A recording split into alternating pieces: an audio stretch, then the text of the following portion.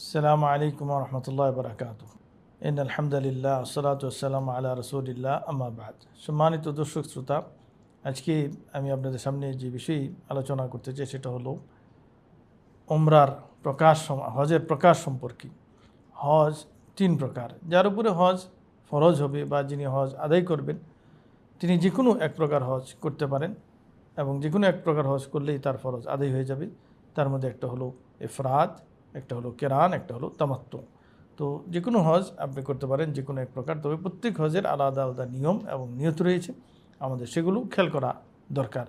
তো আজকে আমরা তামাত্তু হজ সম্পর্কে বলবো যে তামাত্তু হজ যে করবে সে উমরা করার সময় নিয়ত করবে আল্লাহুম্মা লাব্বাইকা হাজ্জান, আল্লাহুম্মা লাব্বাইকা উমরাতান।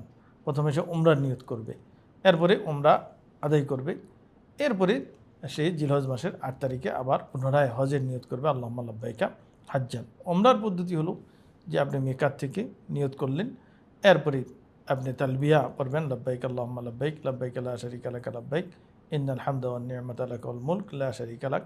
এরপরে আপনি মক্কায় পৌঁছার পরে কাবাগরে গিয়ে প্রথমে কাবাগরের চতুর্দিকে তোয়াফ করা, 7টি চক্কর দেওয়া, এবং এই তোয়াফে আপনি যে কোনো দোয়া পড়তে পারেন। নির্দিষ্ট কোনো দোয়া নেই, প্রত্যেক চক্করে চক্করে আলাদা আলাদা কোনো দোয়া নেই।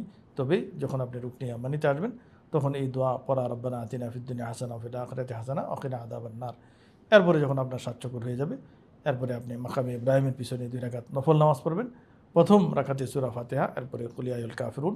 দ্বিতীয় রাকাতে সূরা ফাতিহা, এরপরে সূরা ইখলাস, কুল হুয়াল্লাহু আহাদ, এটা পড়বেন।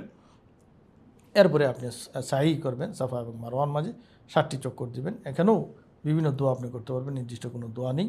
এরপরে মারওয়াতে গিয়ে আপনার সাই শেষ হবে, 7ম চক্কর শেষ হবে, এরপরে আপনি চুল কেটে আপনার ওমরার কাজ সুসম্পন্ন হবে। এরপরে আপনি স্বাভাবিক কাপড় পরতে পারবেন। এইভাবে আমরা সঠিক পদ্ধতিতে ওমরা করার জন্য চেষ্টা করি। আল্লাহ রাব্বুল আলামিন আমাদেরকে তৌফিক দান করেন। আমিন। আসসালামু আলাইকুম ওয়া রাহমাতুল্লাহি ওয়া বারাকাতুহু।